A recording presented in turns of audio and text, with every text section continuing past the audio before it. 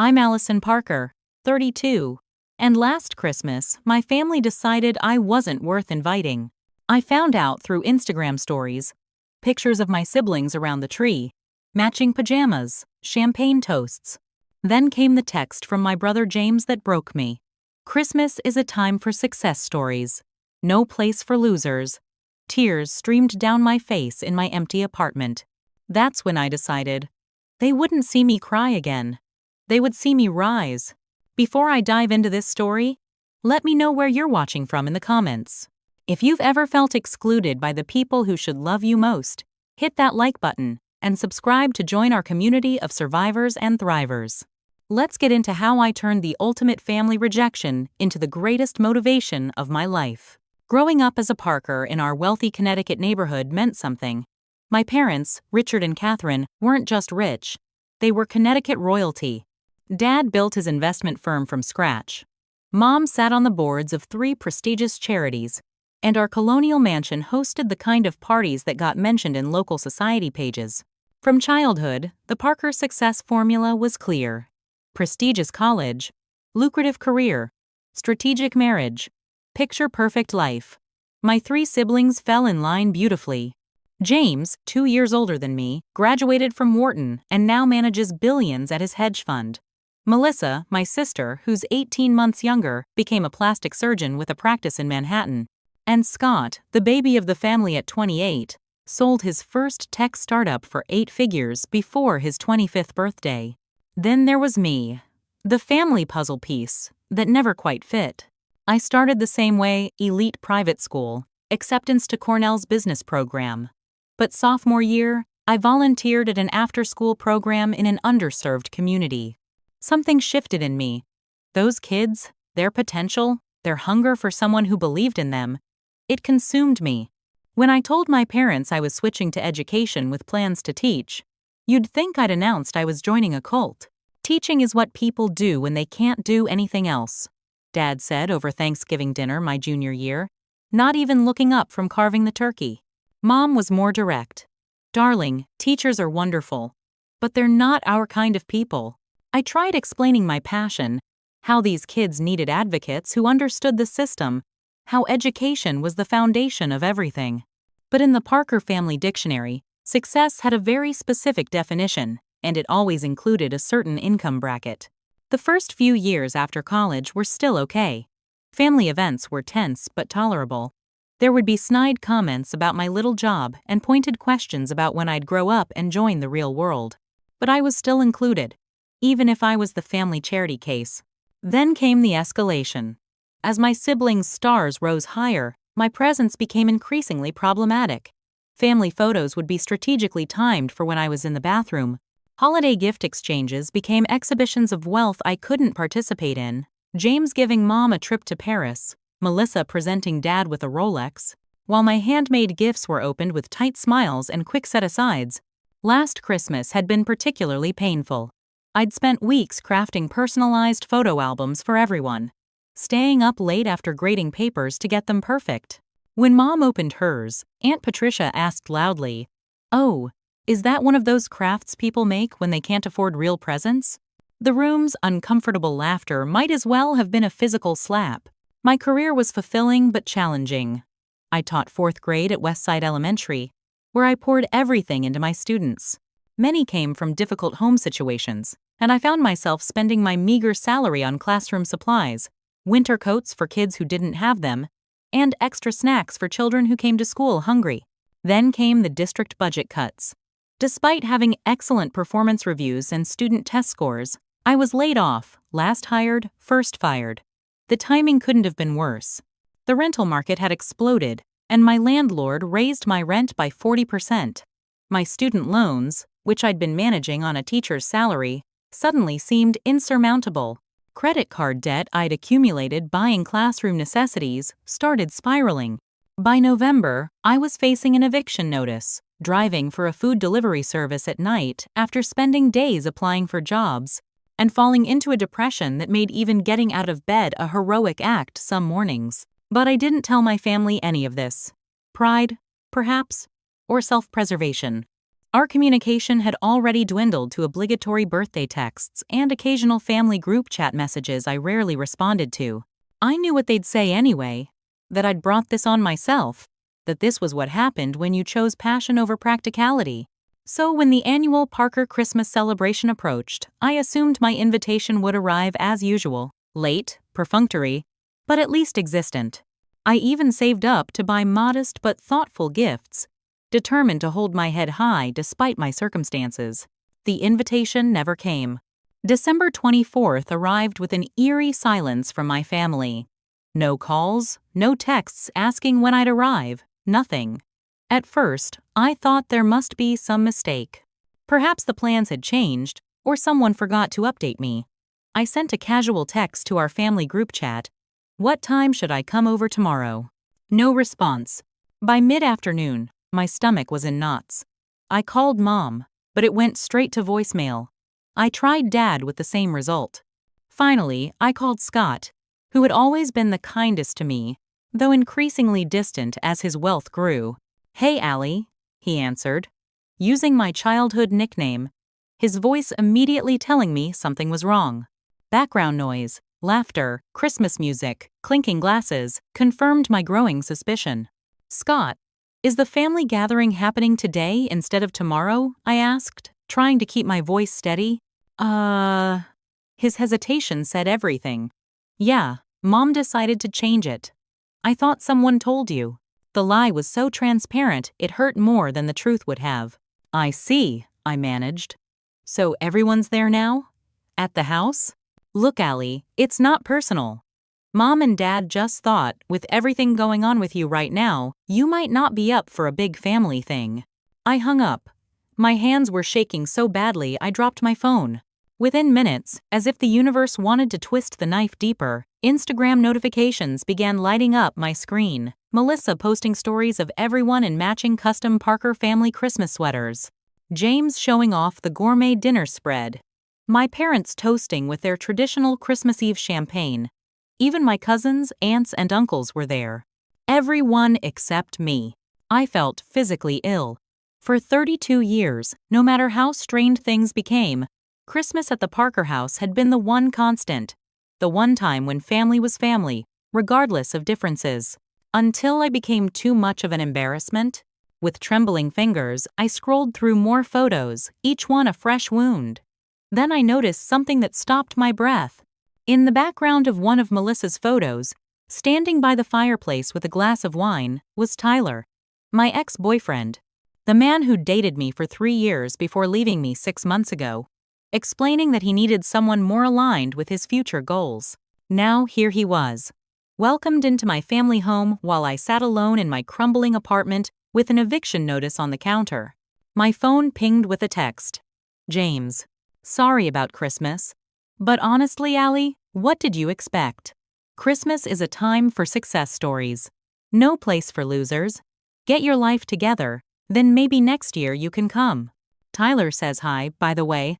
He and Melissa seem to be hitting it off. I didn't even feel the tears at first. They just came, silent and unstoppable, streaming down my face as I curled into a ball on my second-hand couch. The Christmas tree I'd put up, a small artificial thing with ornaments I'd collected since childhood, seemed to mock me from the corner. When I finally gathered the courage to call my mother, her response was worse than any explicit rejection. "Darling, we just thought it would be awkward for everyone. You're in such a difficult place right now. Your father can't bear to see you struggling like this. It's actually embarrassing, Allison. The Martinez were asking about you, and what could I say? That my daughter is unemployed and about to be homeless? That would reflect poorly on all of us. So I'm a reflection. Not a daughter," I whispered. "Don't be dramatic. When you get your life together, you'll understand these decisions were made with love. We have a reputation to maintain." My father's voicemail came an hour later. "Allison, your mother's upset after your call. I think you know we've always supported your choices, even when they were clearly mistakes. But there comes a point where you need to admit you've failed and start over. When you're ready to get serious about your future, I have contacts who can help. Until then, perhaps some distance is best for everyone." The final blow came from Melissa. who sent a series of photos of expensive gifts being exchanged, with the caption, "When are you going to grow up and join the real world, Allie? It's getting old making excuses for you." Even Scott, who I'd thought might be my ally, sent a text that night. "Hey, if you want, I can help you find a real job in tech. Plenty of entry-level positions that pay way better than teaching ever will. Just say the word and ditch the idealistic teacher thing." That night, alone on Christmas Eve, I cried until there were no tears left. I was a Parker by name, but clearly not by worth. 32 years of conditional love had finally reached its condition limit. I wasn't just experiencing rejection, I was being erased. Christmas morning dawned cold and gray, matching my emotional state perfectly. My apartment felt emptier than ever. Just me, my dwindling possessions, and a stack of bills I had no way to pay. I hadn't slept more than an hour, my eyes swollen from crying, my body aching with the physical manifestation of heartbreak.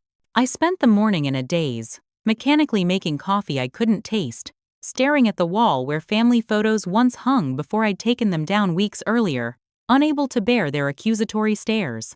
The Parker family Christmas brunch would be starting soon. Belgian waffles, smoked salmon, mimosas in crystal flutes. Another tradition continuing without me. For a brief, dark moment, I considered options that terrified me later when I reflected on them. That's how low I felt, wondering if my absence from the world would even register with the people who were supposed to love me unconditionally. Instead, I did something I hadn't done in weeks. I went outside. No destination in mind, just an urgent need to escape the four walls closing in on me. The winter air bit at my face as I walked through nearly empty streets, everyone else celebrating with their families. I ended up at Riverside Park, sitting on a bench overlooking the Hudson River as the sun struggled to break through cloud cover. I sat there for hours, watching the water, feeling utterly alone yet strangely peaceful in my rock-bottom moment. As the weak winter sun finally emerged, something shifted inside me. A tiny spark of defiance. James's text replayed in my mind. "No place for losers." The word stung, but for the first time, I questioned its definition. Was I really a loser because I'd chosen to serve children instead of chasing wealth? Because I'd prioritized making a difference over making impressions? Because I was struggling financially after losing a job I was good at? Or was I only a loser because I'd accepted their definition of success? As the sun rose higher, casting long shadows across the park, I made a decision. I would rebuild my life, not to prove anything to my family, but to redefine success on my own terms. And yes, a small human part of me wanted to see their faces when they realized what they'd thrown away. My first call was to Hannah Wu, my college roommate I'd fallen out of touch with as our lives diverged. She'd gone into educational technology and occasionally liked my social media posts despite our infrequent communication. "Allison? Is everything okay? It's Christmas."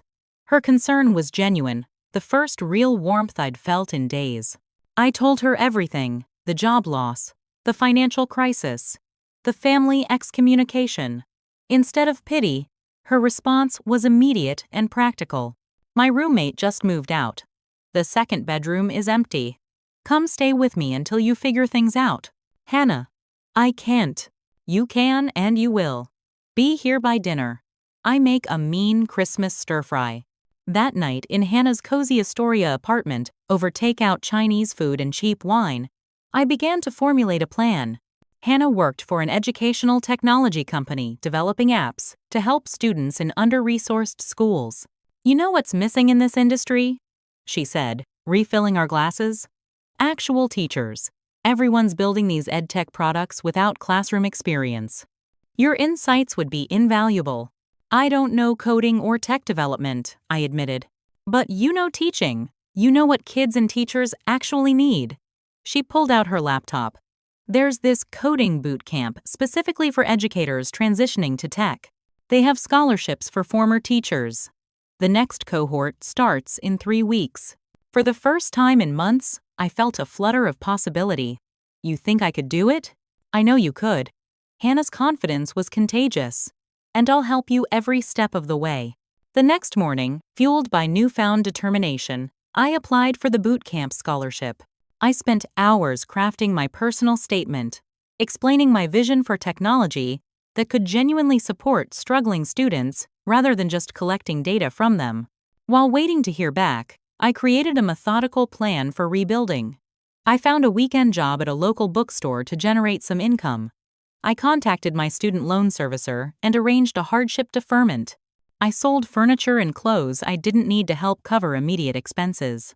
In my new temporary bedroom in Hannah's apartment, I created a vision board, not the wishful thinking kind, but a strategic roadmap with specific milestones. 1. Complete coding bootcamp. 2. Secure entry-level educational technology position. 3. Develop prototype for my own educational app. 4. Achieve financial independence. 5. Build something meaningful that helps the students I cared about. The last item on my list, written smaller in the corner. Show the Parkers what real success looks like. 2 weeks later, the acceptance email arrived. I'd received a full scholarship to the coding bootcamp, starting February 1st.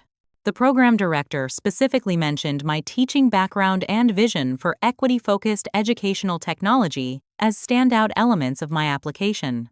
That night, I wrote in my journal, "Today marks the beginning, not of revenge, that's too small a goal, but of reinvention, on my terms, with my values intact." I didn't know yet exactly where this path would lead, but for the first time since that Christmas Eve revelation, I felt something I'd almost forgotten. Hope. The coding bootcamp was nothing like I'd imagined. I'd pictured rows of tech bros in hoodies, but instead found a diverse group of career changers, former teachers like me, healthcare workers, even a former chef. The program, specifically designed for educators transitioning to technology fields, built upon our existing skills rather than treating us as complete beginners. Still, the learning curve was vertical. I'd arrive at 8 a.m. and often stay until midnight, my brain cramping like an overworked muscle. HTML, CSS, JavaScript, Python, database management, languages both foreign and fascinating. My small desk in Hannah's apartment became command central, covered with sticky notes and diagrams, my laptop constantly open to Stack Overflow and GitHub. "You need to sleep sometimes," Hannah reminded me, bringing tea to my desk at 1 a.m. "I'll sleep when I'm employed," I'd reply. Though I knew she was right. The intensity wasn't just about learning to code, it was about transformation, rebuilding myself from the foundation up. I created a strict routine: morning run before class, healthy meals prepped on Sundays, therapy sessions every Wednesday evening, and weekend coding projects to reinforce my learning. My therapist, Dr. Chen, helped me process the family rejection without letting it define me. "Your family confuses love with approval," she said during one session. "They don't know how to love without conditions." "I still don't understand how they could just discard me," I admitted. "Their actions reveal their limitations, not your worth," she replied. "The question is, what will you build from this understanding?" That question became my North Star. What would I build? The answer emerged during our bootcamp's mid-program project. We were tasked with creating an application that solved a real problem. While most classmates chose consumer apps or business solutions, I returned to my teaching roots. "I want to build something for kids who fall through the cracks," I explained to my project team, an adaptive learning platform that identifies and addresses gaps in foundational skills, especially for students who change schools frequently or experience disrupted education. I called it Bridge the Gap, an educational intervention tool that could pinpoint precisely where a student needed support and provide targeted resources while giving teachers real-time data on student progress. What made it different was its focus on emotional engagement alongside academic content, incorporating principles of trauma-informed teaching that I knew from experience made the difference for struggling students. Our prototype won the program's midpoint competition, catching the attention of several mentors, including Diana Vega, a former teacher turned venture capitalist who specialized in education startups. "This has real potential," Diana told me after my presentation. "You're addressing a gap in the market that the big ed tech companies miss because they don't understand classroom realities." Diana offered to mentor me, meeting weekly to refine the concept and business model. She was tough, poking holes in my assumptions and pushing me to think beyond my classroom experience to scalable solutions. "You're not thinking big enough," she said during one particularly frustrating session. "This isn't just about helping a classroom. This could transform how we identify and support struggling students nationwide." With Diana's guidance, Bridge the Gap evolved from a project into a possible future. When boot camp ended in April, I graduated with more than coding skills. I had a prototype, a business plan, and the beginnings of a professional network. My transformation wasn't just professional. Hannah convinced me to invest in a few key wardrobe pieces for networking events. Nothing extravagant, but professional and confidence-boosting. I found an affordable gym with shower facilities and made daily workouts non-negotiable, not for appearance but for the mental clarity exercise provided. "You look different," Hannah observed one evening, as I prepared for a tech meetup. "It's not just the clothes or haircut. You carry yourself differently." I examined my reflection. She was right. The woman looking back wasn't the broken person who'd shown up on Hannah's doorstep 4 months earlier. My posture was straighter, my gaze direct. Even my voice had changed. Clearer, more assured. "I feel different," I admitted. "Like I'm becoming the person I was always supposed to be." The boot camp had a job placement rate of over 90%, and with my teaching background and prototype, I received 3 offers. I accepted a position as an educational content developer at Learning Lab, a mid-sized ed-tech company with a strong social impact mission. The salary was twice what I'd made teaching, with benefits that included student loan repayment assistance. But I didn't shelve Bridge the Gap. Instead, I negotiated a 4-day work week at slightly reduced pay, keeping Fridays free to develop my platform. Diana connected me with developers willing to volunteer time, and we secured a small grant from an educational foundation to build out the first full version. 6 months after being excluded from Christmas, I moved into my own apartment, small but mine, in a safe neighborhood with a dedicated office space for evening and weekend work on Bridge the Gap. I hung no family photos, but instead framed the first thank you note from a teacher who'd beta tested my program. For the first time, I feel like I have the tools to help my most vulnerable students. Thank you for building what teachers actually need. That note meant more than any family approval ever could. I was building something that mattered, something true to my values. The girl crying alone on Christmas Eve was becoming a distant memory, replaced by a woman with purpose, determination, and increasingly, success on her own terms. I still hadn't heard from my family, except for a single text from my mother on my birthday. "Hoping you're doing well." I hadn't responded. I wasn't ready, and more importantly, I wasn't finished becoming who I needed to be. Summer transitioned to fall, marking 9 months since that devastating Christmas exclusion. What had begun as a desperate bid for survival had evolved into something I never imagined possible. Bridge the Gap was no longer just a concept or prototype. After endless nights, countless revisions, and Diana's relentless mentorship, we had secured $500,000 in seed funding from education-focused investors who believed in our vision. The validation wasn't just financial. It was proof that my experience as a teacher, combined with my new technical skills, created something uniquely valuable. "We're not investing in just an app," said the lead investor during our final pitch meeting. "We're investing in your understanding of what teachers and students actually need. That's something money can't buy." With funding secured, I took the biggest leap yet, leaving my safety net job at Learning Lab to work full-time on Bridge the Gap. We rented a small office space in a co-working hub for startups. Nothing fancy, but legitimate and professional. The moment I placed our company sign on the door was surreal. Allison Parker, CEO and founder. My first 2 hires were strategic. Maya Chen, a brilliant programmer with experience in adaptive learning algorithms, and Jason Rodriguez, a former special education teacher who understood the nuances of educational intervention. The 3 of us worked in close quarters, our excitement overriding the cramped conditions and limited resources. "We need to expand our beta testing beyond the initial 5 schools," Jason suggested during our second week. "The data shows promising results, but we need more diverse student populations." He was right. The pilot program in 5 schools had shown remarkable results. Students using Bridge the Gap for just 8 weeks showed an average 40% improvement in target skill areas. But these were schools with relatively stable student populations. What about the students who needed us most? I reached out to my former principal at Westside Elementary, swallowing my pride to ask for an opportunity to implement Bridge the Gap where my teaching career had ended. Allison Parker, Principal Washington, said when I walked into her office, looking me up and down with clear surprise. "When you requested this meeting, I wasn't sure what to expect. Certainly not this." She gestured to my professional appearance, the tablet where my presentation waited. "Life takes unexpected turns," I replied with a smile. "I'd like to offer Westside students free access to the program I've developed." By October, Bridge the Gap was being used in 15 schools across 3 districts, including those serving the city's most vulnerable student populations. The feedback was overwhelmingly positive, with teachers reporting not just academic improvements but increased student engagement and confidence. Local educational blogs took notice. "Former teacher transforms classroom challenges into technological solution," read one headline.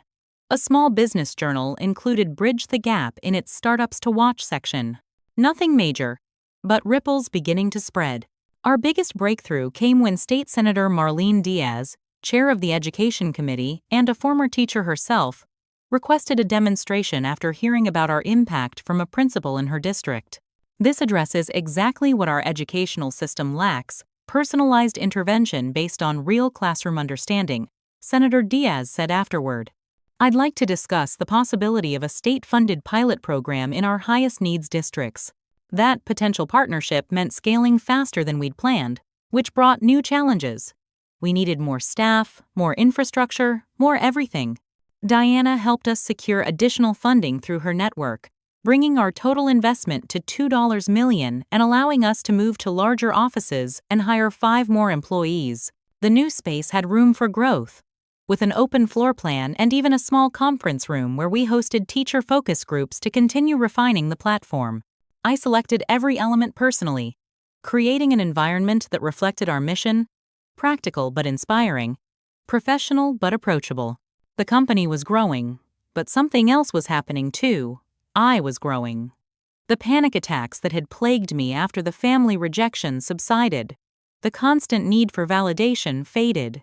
I began to recognize my reflection again, but it wasn't the return of my old self. It was the emergence of someone stronger. "You've built something extraordinary here," Diana told me one evening as we reviewed quarterly projections. And I'm not just talking about the company. I knew exactly what she meant. The revenge fantasy that had initially fueled me had transformed into something far more powerful: the discovery of my own capacity. The hurt child seeking family approval had grown into a woman who understood her worth wasn't determined by last names or legacies. Then, on an ordinary Tuesday in November, my carefully constructed new world collided with the old one I'd left behind. I was in the middle of a staff meeting when my assistant interrupted with an urgent message. "There's a Allison Parker here to see you. She says she's your mother." The room went silent. My team knew nothing about my family situation. I'd deliberately kept those worlds separate. "Tell her I'm in a meeting," I said, proud of how steady my voice remained. "I can give her 15 minutes at 4 p.m. if she'd like to wait or return then." Setting boundaries, another skill I'd learned in therapy. At precisely 4 p.m., I opened my office door to find my mother perched uncomfortably in our reception area, looking simultaneously out of place and like she was trying to own the space with her perfect posture and designer outfit.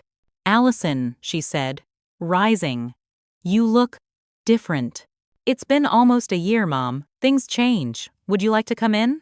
I watched her take in my office with poorly concealed surprise, the awards already hanging on the wall, the professional furnishings, the view of downtown from my windows. This wasn't the failure she'd expected to find. "Your father and I have been concerned," she began once seated. "We haven't heard from you in months." 10 months and 17 days, I corrected gently.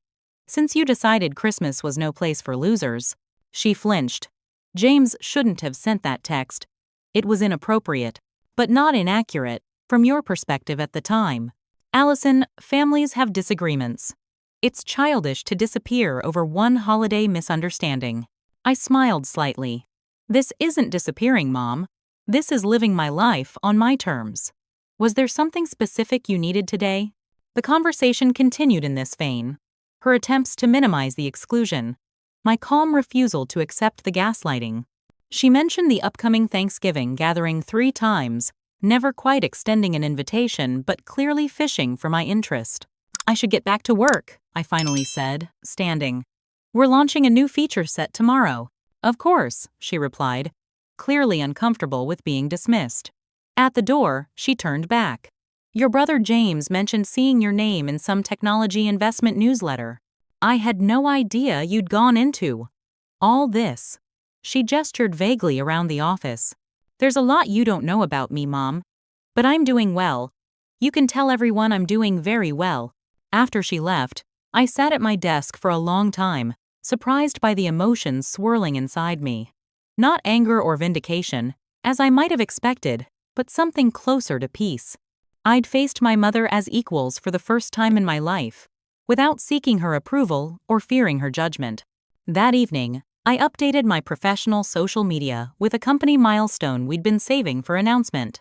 Bridge the Gap had been selected for the prestigious EdTech Breakthrough Program, with national recognition and mentorship opportunities. I didn't tag any family members. I didn't need to.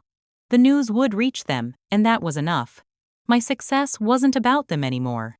It was about the students we helped, the teachers we supported, and the woman I'd become in the process. The phoenix, after all, doesn't rise from ashes to impress those who watched it burn. It rises because that's what phoenixes do. The week before Thanksgiving, exactly 11 months after my Christmas exclusion, the dominoes began to fall. It started with a LinkedIn connection request from James, followed by a casual message. Impressive pivot into tech. Always knew you had it in you. This from the brother who had called me a loser less than a year ago. I accepted the connection but didn't respond to the message. Let him wonder. 2 days later, my phone lit up with a text from my mother. Haven't heard from you in a while. Your father and I were thinking about you. How are things? As if we were in the middle of a normal relationship with regular communication. As if she hadn't shown up at my office 3 weeks earlier in what was clearly a reconnaissance mission. I kept my response brief and professional. Very busy with work.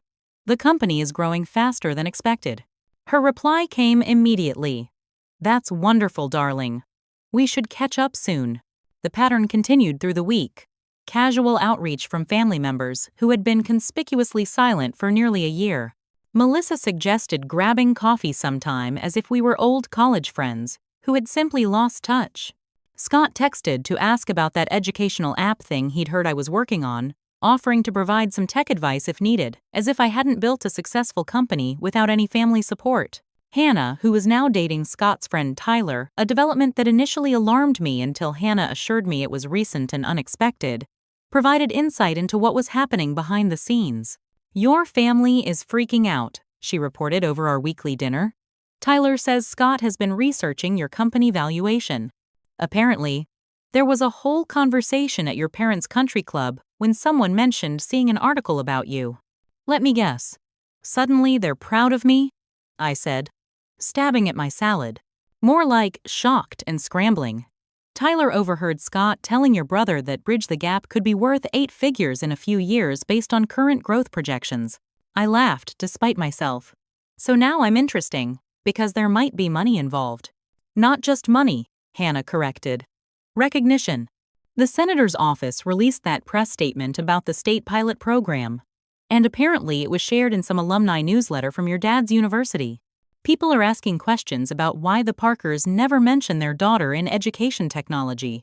A week before Thanksgiving, my father left a voicemail that confirmed Hannah's intelligence. Allison, your mother tells me you're doing well with your startup. That's good to hear. The family has always believed in supporting each other's endeavors, as you know. Call me when you have a chance. We should discuss how the Parker network might be of assistance to you. I played it for Diana during our weekly strategy session, and she nearly spilled her coffee laughing. Oh my God, that's the most transparent attempt at retroactive support I've ever heard, she said, wiping her eyes. The Parker network might be of assistance? Where was this network when you were sleeping on your friend's couch? Exactly, I agreed. But part of me is still tempted to call back. Which is ridiculous. It's not ridiculous, Diana said, suddenly serious. They're your family. We're wired to crave that connection and approval, even when we know better. The question is whether re-establishing contact serves your well-being or just reopens old wounds. I didn't call my father back, but I did respond to a text from my cousin Rebecca, who had always been kind to me even when others weren't. She had genuinely congratulated me after seeing an education conference presentation I'd given that was posted online. "Your app looks amazing, Allie," she wrote. "Those kids are lucky to have you fighting for them." Her message lacked the calculating undertone of my immediate family's communications, so I suggested meeting for lunch. Over sandwiches at a cafe near my office, Rebecca filled in more family context. "Everyone's talking about you," she confirmed. Aunt Catherine nearly choked when Mrs. Whitfield asked about Allison's exciting education technology venture at the Garden Club meeting. "Mrs. Whitfield knows about Bridge the Gap? Her daughter is a principal in Hartford. Apparently, they're implementing your program district-wide next semester." Rebecca smiled. "The narrative that you are the family failure is getting harder to maintain." "I'm sure they're trying their best," I said dryly. "Oh, they're already revising history. Now your mom is telling people she always encouraged your teaching career because she saw your entrepreneurial potential in education." I nearly choked on my water. "You're kidding." "I wish I were. Uncle Richard is even worse. He's implying he provided seed funding for your startup." The absurdity of it all struck me, and suddenly I was laughing, truly laughing for the first time when discussing my family. Rebecca joined in. "I know it's not actually funny," she said when we finally caught our breath. "No, it is funny," I corrected her. "A year ago, it would have hurt. Now it's just pathetic." That realization was healing, seeing clearly how my family operated without being destroyed by it. Their approval or disapproval no longer defined me. The final confirmation of my family's dramatic shift came the week of Thanksgiving, when an ivory envelope arrived at my office address, a formal invitation to the annual Parker family Christmas celebration, sent nearly a month in advance, unlike the last-minute invitations of previous years. Inside, beneath the engraved invitation, my mother had handwritten, "We've missed you, darling. The family isn't complete without you." I placed the invitation on my desk, neither accepting nor rejecting it immediately. A year ago, this would have felt like victory, the prodigal daughter welcomed back after proving her worth. Now, it felt like a test of how far I'd truly come. That evening, in my weekly therapy session, I shared the invitation with Dr. Chen. "How does this make you feel?" she asked. I considered the question carefully. Validated, in some small way, but mostly wary. Nothing's really changed, except my external circumstances. They still don't know me or value what I value. And what will you do with that awareness? I'm not sure yet, I admitted. But I know whatever I decide, it will be from a position of strength, not need. And that feels like the real victory. The invitation to Christmas sat on my desk for days, a Schrodinger's cat of family dynamics, neither accepted nor declined, existing in potential rather than reality. My team noticed my distraction but respectfully maintained distance, having learned my preference for privacy regarding personal matters. Diana, however, was less circumspect. "You're off your game this week," she observed during our planning meeting. "The Parker family drama again?" I showed her the invitation. "I'm overthinking this, aren't I?" "Of course you are," she said bluntly. "You're an overthinker by nature. The real question is, what do you want? Not what you think you should want, or what would make the best statement, what would genuinely serve your well-being." It was the right question. I took the weekend to reflect, spending Saturday hiking in upstate New York, an activity that had become my moving meditation over the past months. In the quiet of nature, away from screens and expectations, clarity finally emerged. I didn't want revenge anymore. I wanted peace. Not just externally, but internally. Cutting my family off completely wouldn't bring that peace, but neither would pretending the hurt never happened. On Monday morning, I crafted my response to the Christmas invitation. A brief, polite note declining due to prior commitments with investors in California, which wasn't entirely untrue. Diana had arranged meetings with several major education foundations interested in scaling Bridge the Gap nationally. I added a handwritten postscript. "Thank you for thinking of me. I hope you all have a wonderful holiday." No accusations. No reminders of last year's exclusion. No desperate grasping for approval or dramatic declarations of independence. Just a calm, adult response that neither burned bridges nor pretended they hadn't been damaged. With that decision made, I refocused on what truly mattered: our company's expansion and impact. December would mark our first anniversary and the completion of our most ambitious quarterly goals. We had grown from 3 people in a shared workspace to 12 employees in dedicated offices. The platform now served over 10,000 students across multiple states, with data showing significant improvements in academic outcomes for the most vulnerable learners. Most exciting was our upcoming presentation at the National Educational Technology Conference in San Francisco, exactly where I'd told my family I had investor meetings. I would be sharing preliminary research results and announcing our partnership with Senator Diaz's statewide initiative for high-needs schools. My mother's response to my Christmas decline came swiftly: a phone call I let go to voicemail, followed by a text expressing disappointment but understanding of work commitments. Then, casually inserted as if an afterthought, "Your father mentioned some associates might be interested in your company. Should I connect you?" I waited a day before responding. "We've secured sufficient funding for this growth phase, but thank you for the offer." Setting boundaries felt surprisingly natural now, a skill developed through necessity and reinforced by therapy. Dr. Chen had helped me recognize that healthy relationships required mutual respect, something my family had never understood. "Your success has changed the power dynamic," she noted during our session that week. "They're struggling to adapt to an Allison who doesn't need their approval or resources. It feels like they want to claim credit for something they actively discouraged," I admitted. "That's very common in families with conditional love patterns. When the conditions suddenly align with what you've created independently, they retroactively insert themselves into the narrative." Understanding this pattern helped me navigate the increased contact that followed my Christmas decline.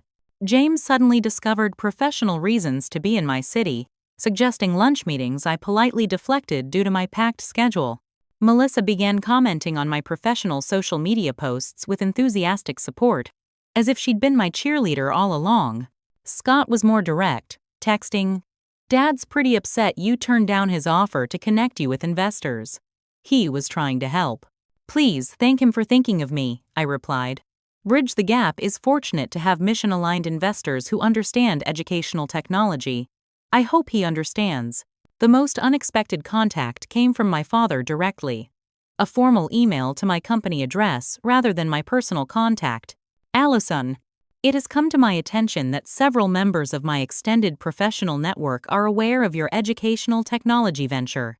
As the Parker name carries significant weight in certain circles, I believe we should coordinate how the family connection is presented publicly. Perhaps we could discuss this over dinner when you return from California. Regards, Richard Parker." Diana found me staring at this email, torn between laughter and outrage. "Coordinate how the family connection is presented publicly?" She read over my shoulder. "Is he worried you'll tell people they disowned you over Christmas?" "Essentially," I sighed. "The Parker reputation must be maintained at all costs. How are you going to respond?" I thought carefully before drafting. "Dad, thank you for your email. Bridge the Gap stands on its own merits and accomplishments. In professional contexts, I present myself simply as Allison Parker, founder and CEO.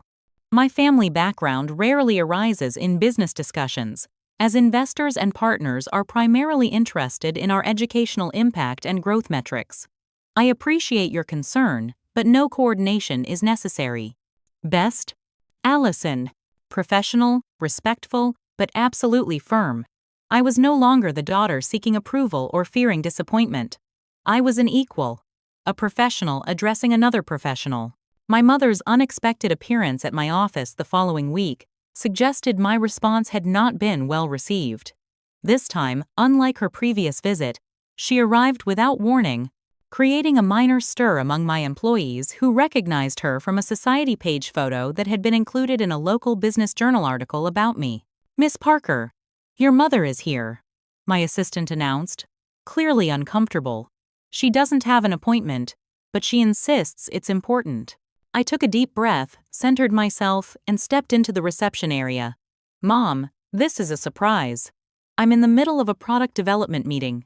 This will only take a moment," she said, her voice carrying that familiar tone of absolute expectation. "Your father and I are hosting the Carsons for Thanksgiving dinner. Margaret Carson specifically asked if you would be there. Apparently her niece uses your program at her school. We told her you would attend." The old pattern. Making commitments on my behalf, expecting compliance. A year ago, I might have acquiesced to avoid conflict.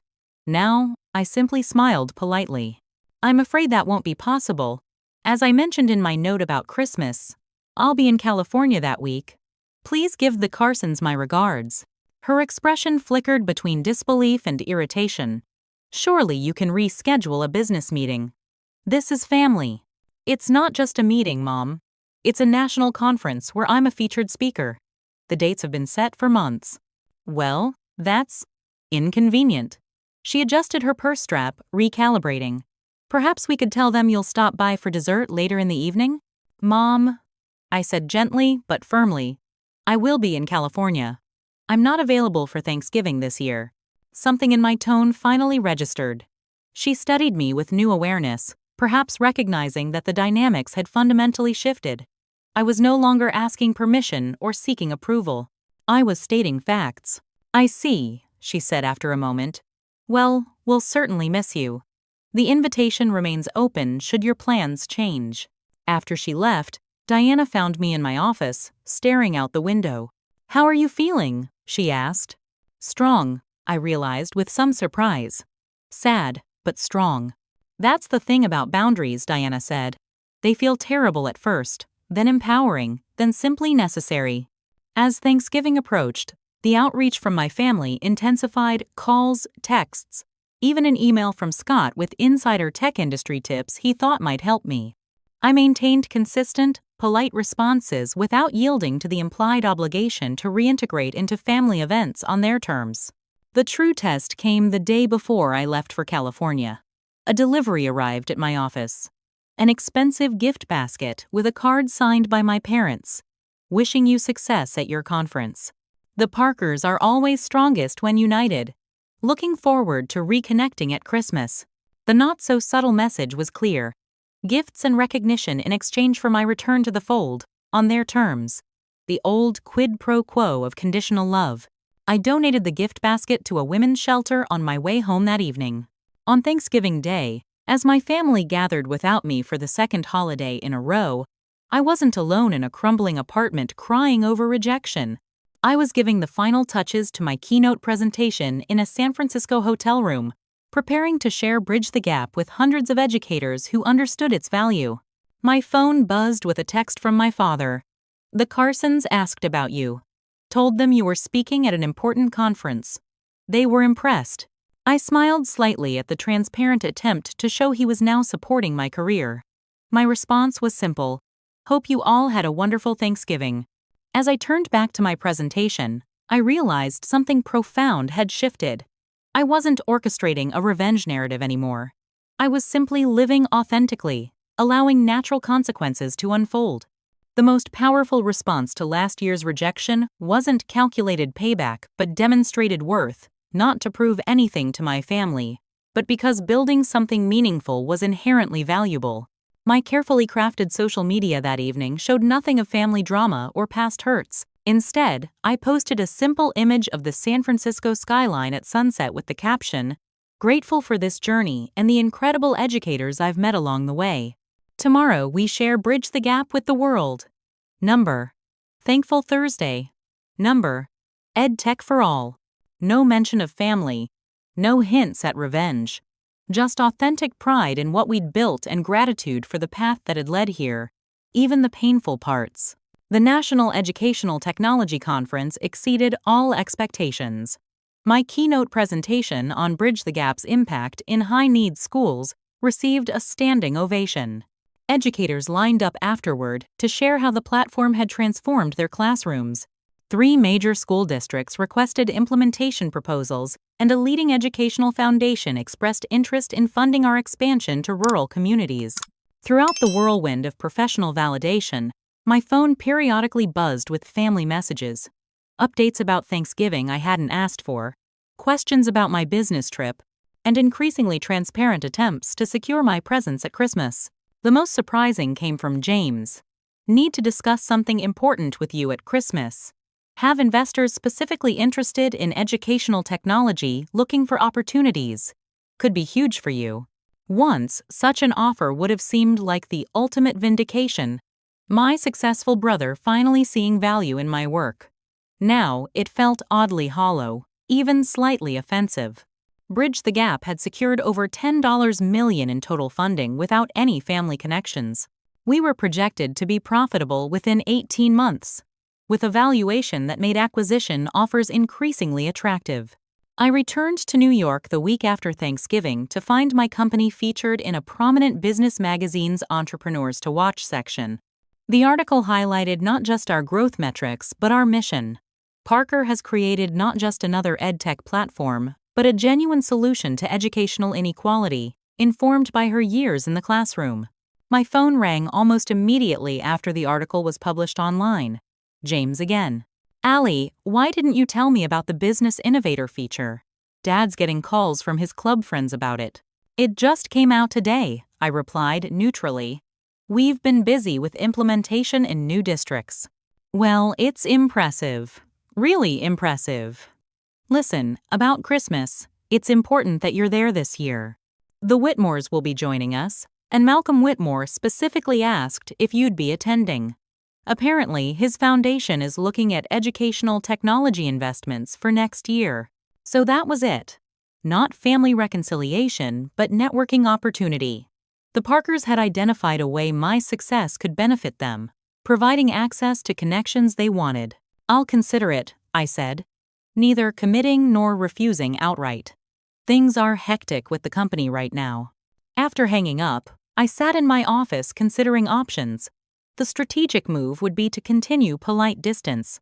Yet something felt unresolved, a conversation that needed to happen for my own closure, if nothing else.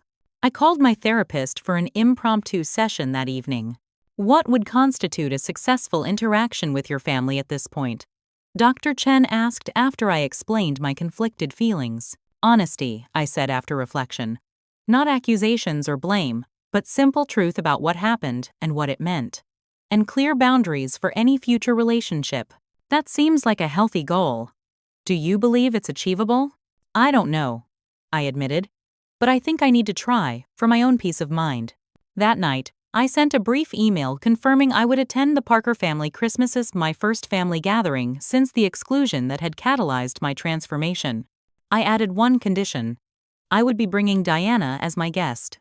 Diana is like family to me, I explained simply, providing no opportunity for negotiation. My mother's response was immediate and effusive, expressing delight at my attendance while conspicuously ignoring my mention of Diana. Classic Parker selective hearing. The weeks leading to Christmas were filled with preparation, not just professionally as we closed the year with record growth, but personally as I prepared emotionally for the family gathering. Dr. Chen helped me develop strategies for maintaining boundaries and responding to potential provocations. Remember, you can acknowledge their reality without accepting it as your truth, she reminded me during our final session before the holiday. And you can leave at any time if the environment becomes unhealthy. When Christmas Eve arrived, I felt remarkably calm. Diana and I drove to the Parker estate in Connecticut, the sprawling colonial home looking exactly as it always had. Perfect exterior masking, complicated interior, an apt metaphor for the family itself. Ready? Diana asked as we parked in the circular driveway. As I'll ever be, I replied, straightening my shoulders. My mother opened the door before we could ring the bell, her practiced smile firmly in place. Allison, we've been counting the hours. Her gaze shifted to Diana, the smile never wavering though her eyes registered surprise at Diana's professional appearance. And this must be your friend, Diana Vega, my mentor and lead investor, I introduced smoothly. Diana, this is my mother, Catherine Parker. A pleasure to finally meet you, Diana said warmly. Allison speaks highly of your family's accomplishments. A strategic kindness that established two things simultaneously: that I spoke about my family to others, and that I focused on their professional rather than personal aspects. The house was already full, extended family, business associates, and the promised Whitmore family. My siblings' reactions to my arrival varied from Scott's genuine smile to Melissa's calculating assessment of my appearance to James's transparent relief that I'd actually shown up for his networking opportunity. My father approached last, martini in hand. Allison, good to see you. He extended his free hand for a formal handshake rather than a hug, which actually felt more authentic than forced affection would have. I understand congratulations are in order. The business innovator feature was unexpected. Thank you, I said simply. It's been an eventful year. Indeed. He glanced at Diana. Miss Vega. Richard Parker. I believe we have mutual connections through the Metropolitan Business Council. We do, Diana confirmed. Though I know Allison through the educational technology community, her vision for Bridge the Gap impressed me from our first meeting. The evening progressed with surface pleasantries masking undercurrents of tension and unspoken history. I maintained polite conversation, accepting congratulations from family, friends on my sudden success, while deflecting questions about why they hadn't heard about my company earlier. I prefer to let results speak for themselves, became my standard response. James wasted no time introducing me to Malcolm Whitmore, making it clear he expected me to be appropriately grateful for the connection. James tells me you've developed some sort of educational software, Malcolm said, clearly having done minimal homework. Bridge the Gap is an adaptive learning platform designed to address equity gaps in education, I explained, sliding seamlessly into my standard pitch. We currently serve over 15,000 students across 27 districts, with demonstrated improvements in core academic measures for historically underserved populations. Impressive numbers. Malcolm nodded. And the business model? James mentioned, you're looking for additional investment. I caught James's eye over Malcolm's shoulder, his expression urging me to play along with this fiction. Actually, we completed our Series A funding round last month. Oversubscribed by 30%, I corrected gently. We're not currently seeking additional investment, but I'm always happy to discuss educational technology with anyone passionate about improving outcomes for vulnerable students. Malcolm's interest visibly increased with the news that we weren't seeking his money, while James's expression tightened with frustration that his orchestrated connection was unnecessary. The evening continued in this vein, my family members attempting to position themselves as instrumental to or at least supportive of my success, while I maintained the simple truth without direct confrontation. Diana remained by my side, her presence a reminder that I had built a support system independent of family ties. The breaking point came during dinner, when my father stood to offer his traditional Christmas Eve toast. After the usual platitudes about family legacy and Parker excellence, he turned his attention to me. And this year, we're especially grateful for Allison's return to the family fold, he announced, raising his glass. Her recent professional successes demonstrate that Parker determination we've always instilled in our children. When she found herself at a crossroads last year, we encouraged her to aim higher than she believed possible. Now, as her educational technology company gains recognition, we're proud to welcome a new generation of Parker entrepreneurship. The room filled with approving murmurs and raised glasses. I sat perfectly still, the complete fiction of his narrative hanging in the air between us. Diana subtly placed her hand on mine under the table, support without intervention. After glasses were lowered and conversation resumed, James leaned over to whisper, Dad's really making an effort here, Allie. You could at least look grateful. Something crystallized in that moment. The realization that without truth, any reconciliation would be built on quicksand. I hadn't come for networking or to maintain comfortable fictions. I'd come for honest closure. I waited for a natural lull in conversation before speaking, my voice calm but clear enough to carry to the immediate family members seated nearby. I appreciate the welcome back, I began, meeting each family member's eyes in turn. But I think it's important to acknowledge what actually happened. Last year, I wasn't at a vague crossroads. I lost my teaching job due to budget cuts, faced eviction, and was struggling financially, all while continuing to believe in the value of education. When I needed support most, I received a text informing me Christmas was no place for losers. I wasn't encouraged to aim higher. I was explicitly excluded because my circumstances didn't reflect well on the family image. Shocked silence fell over our section of the table. My mother's smile froze in place while my father's complexion darkened ominously. "Allison," my mother hissed. "This is hardly the time or place." "It's exactly the time and place," I countered gently, because pretending it didn't happen prevents any authentic relationship moving forward. I'm not saying this to assign blame or demand apologies. I'm saying it because it's true, and truth matters to me. "You've clearly done well for yourself despite any misunderstandings," my father interjected, attempting to regain control of the narrative. "The important thing is that you've finally found appropriate direction." "What's important," I corrected, "is that I've remained true to my values." Bridge the Gap exists because I believe every child deserves educational opportunity, regardless of circumstance. That hasn't changed from when I was just a teacher earning a fraction of my current income. What's changed is external validation and financial metrics, the only measures of worth this family has ever truly recognized. James shifted uncomfortably. "Look, about that text. It was a difficult time for everyone. We didn't know how to help you when you seemed determined to struggle." "I never asked for financial help," I pointed out. "I asked for family, for inclusion rather than conditional acceptance. And when that wasn't available, I built my own support system." I glanced at Diana with genuine appreciation. I found people who valued me for who I am, not what I achieve or how I reflect on them. Scott, who had remained quiet throughout, finally spoke. "She's right. What we did was wrong. We should have been there for her." His simple acknowledgement, the only one offered, momentarily lightened the tension. My mother, ever the expert at social navigation, smoothly redirected the conversation to safer topics while giving me a look that clearly communicated this discussion would continue privately. But I had said what I needed to say, not in anger or accusation, but in simple truth. Later, as guests began departing, my father pulled me aside in his study, the traditional location for Parker family corrections throughout my childhood.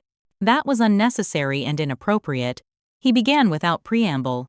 "Whatever grievances you think you have could have been addressed privately." "Like the family decision to exclude me last year was addressed privately?" I asked, maintaining eye contact. "That's different." "It's exactly the same," I interrupted gently. "Family matters were handled based on image management rather than care." "I'm not angry anymore, Dad. I just need any relationship we have moving forward to be based on reality, not convenient fictions." He studied me with new awareness, perhaps truly seeing the woman I'd become rather than the daughter he thought he knew.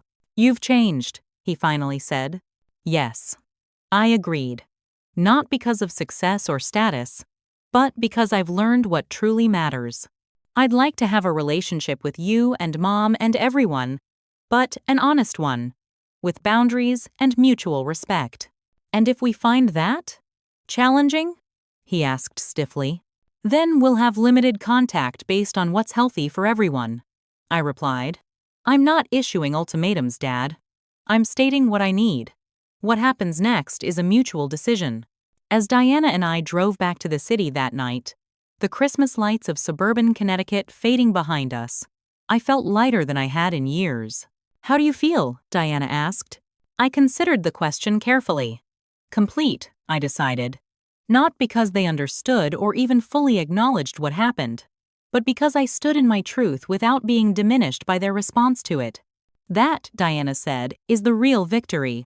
January arrived with fresh snow and fresh perspectives. The confrontation at Christmas had neither magically healed family wounds nor completely severed ties. Instead, it had created something more nuanced and potentially more authentic, a space where truth had been spoken and boundaries established. The reactions from family members varied widely in the weeks that followed. Scott reached out first, with a handwritten letter rather than a text or email, Allie, I've been thinking about what you said at Christmas. You're right. We failed you when you needed us. I was so caught up in my own success that I couldn't see past it to what actually matters. I'm sorry. I don't expect instant forgiveness, but I hope we can build something better moving forward. With genuine respect and regret. Scott. His sincerity was evident in both his words and the follow-up actions. No requests for business connections or attempts to rewrite history, just small, consistent efforts to establish authentic communication. James took a different approach, sending a formal email acknowledging communication missteps while emphasizing his current respect for my business acumen. It wasn't an actual apology, but it was an acknowledgement of sorts. The closest someone like James could come to admitting error. Melissa remained distant, occasionally liking my professional social media posts but making no direct contact. My parents existed in a middle ground, regular but superficial check-ins, careful to avoid any topics that might trigger further uncomfortable truths. Dr. Chen helped me navigate these varying responses without expectation or judgment. Family healing isn't linear, she reminded me during our first session of the new year. Some relationships will deepen, others may remain surface level, and that's okay. What matters is that you're engaging from authenticity rather than obligation. This new framework freed me to focus on what truly fulfilled me. Bridge the Gap continued its remarkable trajectory, expanding to serve nearly 30,000 students by early January. We'd moved to larger offices to accommodate our growing team of 28 employees, with plans to hire 10 more by spring. Most meaningfully, we launched a foundation that provided educational technology resources to severely underfunded schools, bringing our tools to students who needed them most.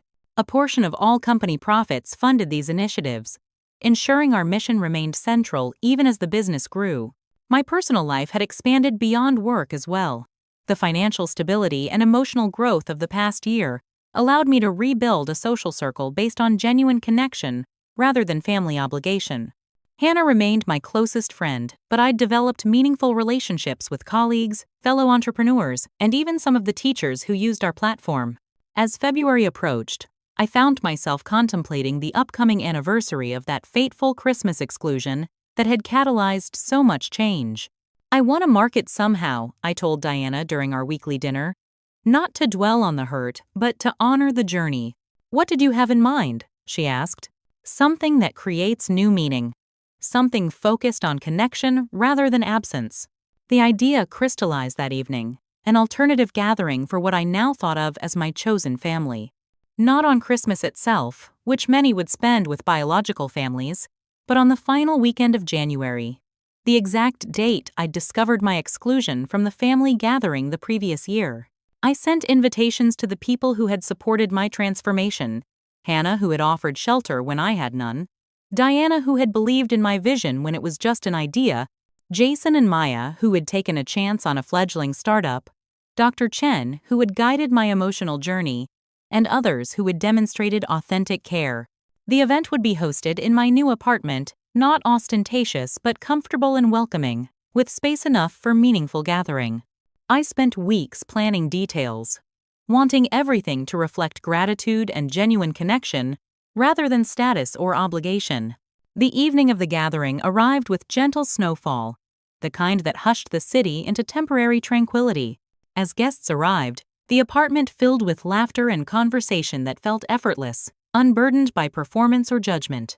To Bridges, Diana offered as a toast once everyone had arrived, raising her glass with a knowing smile. The ones we build between people, between potential and achievement, between past wounds and future possibilities.